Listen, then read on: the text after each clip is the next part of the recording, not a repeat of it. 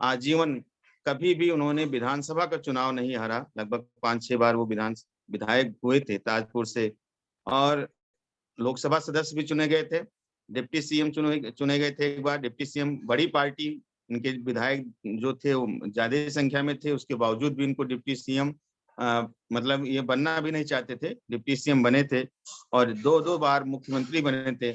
और किताबों में ये सब ऐसा नहीं कि एक भी शब्द मैं अपने मन से नहीं। भीम सिंह और आप देखिए अभी जो उपसभापति हैं राज्यसभा के हरिवंश सिंह जी, उन्होंने भूमिका लिखी है इसकी। इन सब किताबों में इनके एक-एक लाइन उन्हीं का मैं बोल रहा हूँ।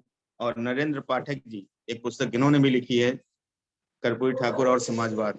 तो एक भी बात, ये चुनाव लड़ना ही नहीं चाहते थे, लेकिन जनता के द्वारा जो कार्यकर्ता होते थे उनकी पार्टी के, वो लोग चाहते थे कि जननायक कर्पूरी ठाकुर जी चुनाव लड़े।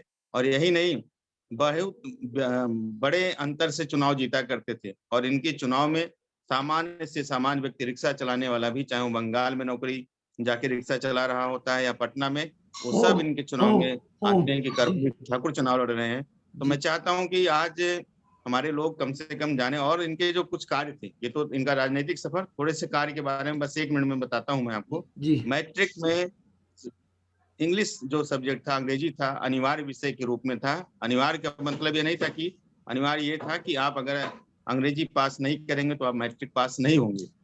इन्होंने सबसे पहला जो काम किया वो हिंदी को लागू किया। और अंग्रेजी की जो अनिवार्यता थी, वो शिक्षा मंत्री रहते हुए, जब शिक्षा मंत्री थे उप मुख्यमंत्री के कार्यकाल में, इन्होंने अंग्रेजी के अनिवार्य विषय को खत्म किया। जो सबसे बड़ा काम किया, जो आज मंडल कमीशन की बात 1992 में होती है, बहुत पहले इन्होंने पूरे देश में पहला ऐसा राज्य था जिन्होंने पिछड़ों को आरक्षण देने का काम किया। और ऐसे बहुत से काम हैं जिनके कारण इनको बहुत सारे विरोध का भी सामना करना पड़ा, लेकिन कभी भी ये डिगे नहीं। और इन्होंने ऐसे तमाम कार्य किए जो पिछड़ों के लिए, दलितों के लिए, जो वंचितों के लिए मील का पत्थर साबित हुआ। और जो बुक में लिखा हुआ है कि अगर गांधी जी और ऐसे सबकी एक छाया देखी देखी जा सकती है तो कर्पूरी ठाकुर में देखी जा सकती है।